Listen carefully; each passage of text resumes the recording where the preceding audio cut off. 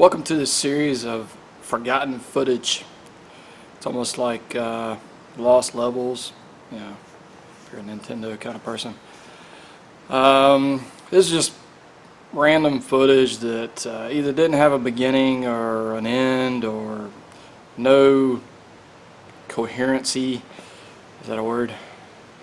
I grabbed the camera in the middle of doing something, or I never finished a project, which happens. It happens all the time, you know. So I got all these bits of footage laying around that, you know, ended up on the cutting room floor. And I figured, you know, why not put it together and just throw it up here, and if you guys like it, great, you can watch it. If it's not your cup of tea, it's no big deal. It's pretty much short stuff, you know, it's nothing big. So in this particular episode, we'll call this Season 1, Episode 1.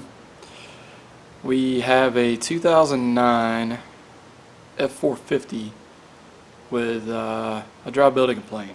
It was actually towed in. They towed it to us, and you know, I drove the thing all over the place, and I really wasn't coming up with anything. So I decided to bypass all those pesky, you know, diagnostic steps and all that. Who needs that stuff? And I went right for the gusto and removed the fuel tank to see what was in it. So let's join in now at the point of fuel tank removage. I'm going to pull the fuel tank out of this truck, and one of my least favorite things to do. And I like the tanks to be empty. I don't like dealing with the weight of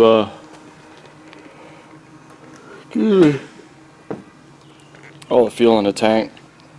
This is a tank behind the axle and after axle, so they're really heavy, really beefy, but this truck runs, so I let the truck pump the fuel out for me and do all the work.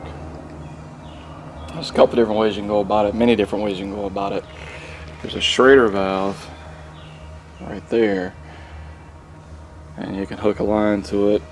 I've got it going into a tank, but it takes forever to pump that much fuel. It's hours, measured in hours. So to speed the process up a little bit, I've just put the bleed tool in the return line out of the high pressure fuel pump, and I can pump not as fast as a 6.7, but it'll pump pretty fast.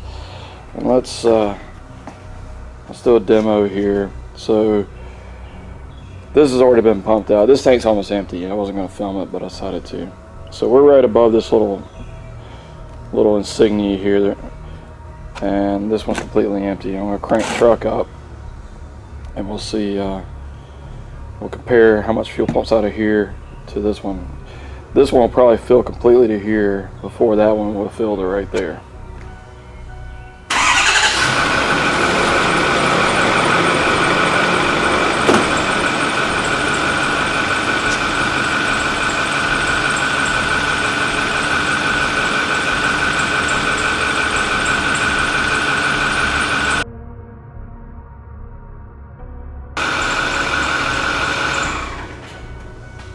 So you can see the difference in the volume, the amount of fuel you can get out.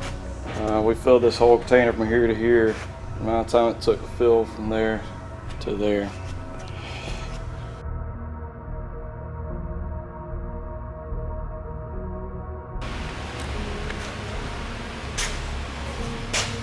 We got the tank out. It's not too big, 40 gallon. Size of it, my little table I use. Let's take the pickup out together.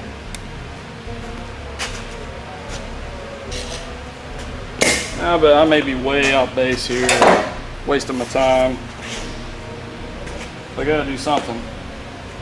Try to move in a forward direction, because I haven't verified the concern yet, but these guys, they're pretty smart. They're not going to drop the truck off and leave it. I've had this truck for a week trying to increase the concern, and they wouldn't bring it up if there wasn't something wrong with it. In the Northeast, I would never use an impact on these. Might buy yourself a fuel tank. But down here, no problem.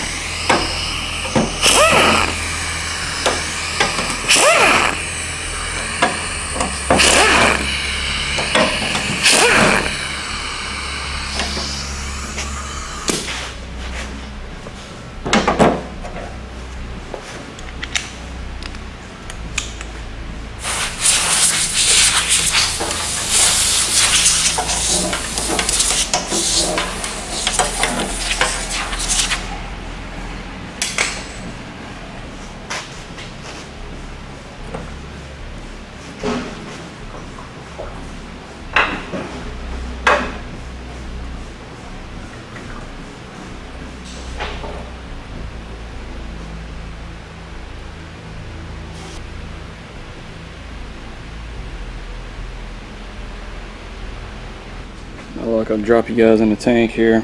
So that's what I'm looking at.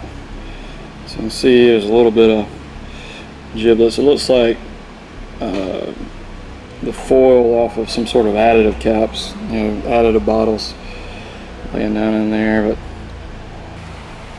I went ahead and got the rest of the fuel out of that tank with my super sucker there, the old SUX 6000.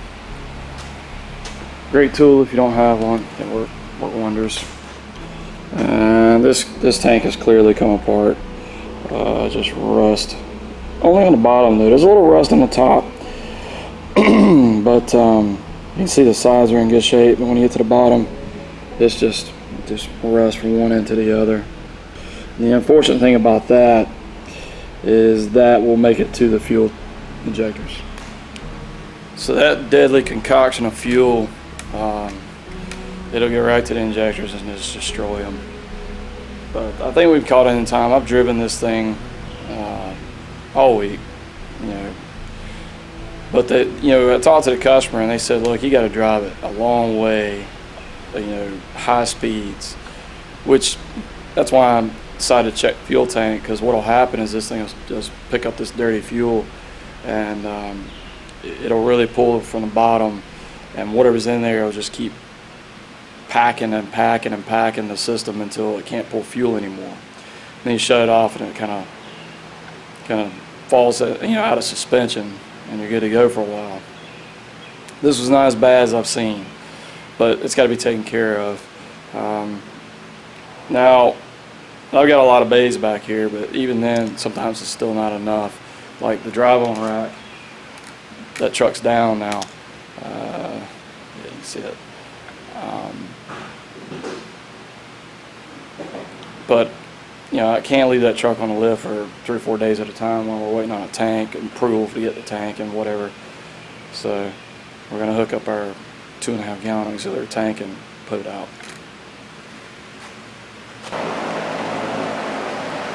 At the back of the truck, this is where the tank resides. This is where the filler net goes, the mounts. Twin front, twin back, and there's our fuel lines and our sending unit connector. So I've just got a broom handle in here. We're going to hook up the correct fittings. Now this is where those fittings I was talking about come in handy, because these are quick fittings, quick disconnect fittings. So we need to find which one fits. So that's where a pair of veneer calipers come in handy, or dial calipers. I'll just take and measure the pump inlet, excuse me, the fuel out from the pickup and return, and then we can compare it to something I have hanging around. So that's no good, but that fits perfect. So I'll just hook that up to the supply to the vehicle and just stick this in the jug.